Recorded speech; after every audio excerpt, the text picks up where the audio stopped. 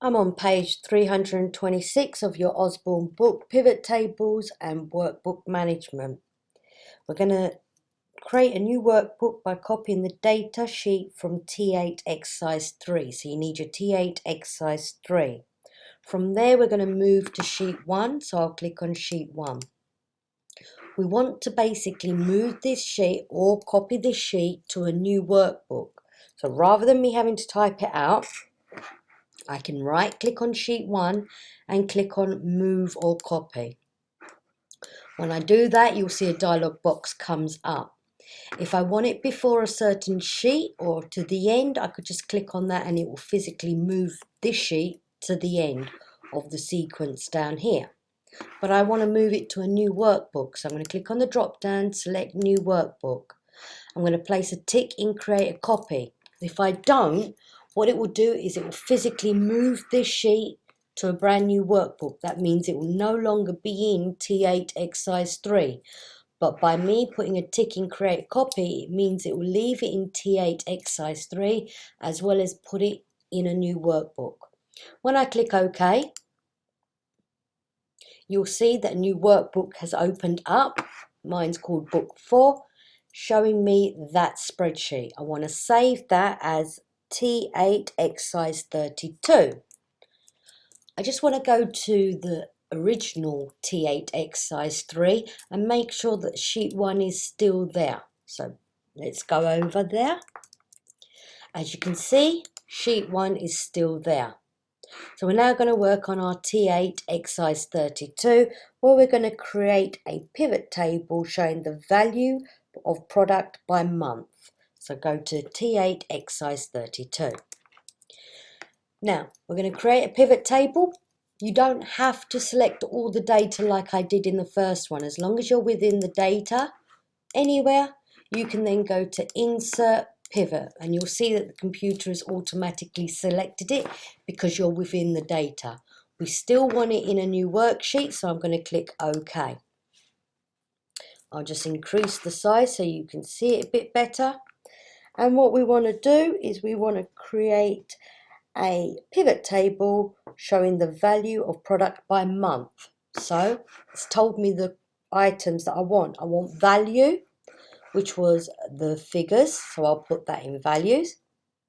I want products, so I'll put that as my rows. And I want months, so I'll put that as my columns. And there we have it.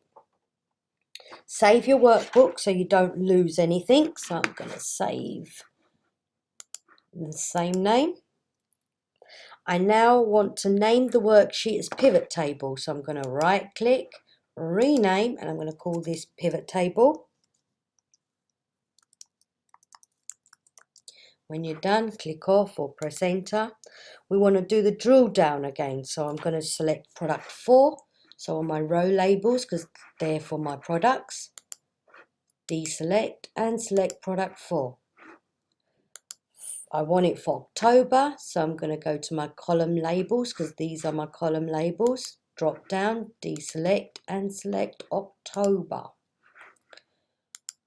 I now want to drill down, so I'll click here, double click, and there we have it. There is my drill down complete. Remember, if it doesn't work, right click and say select data.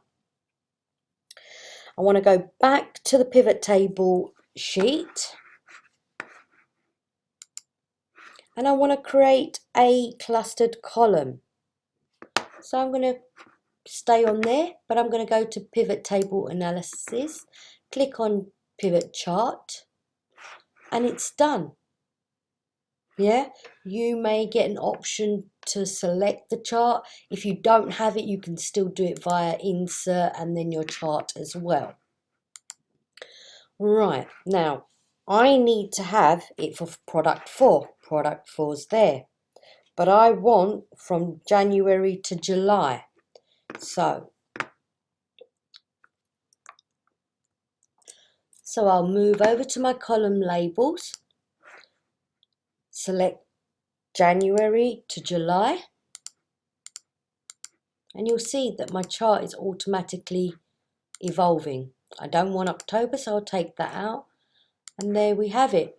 your chart should look like for one in your book.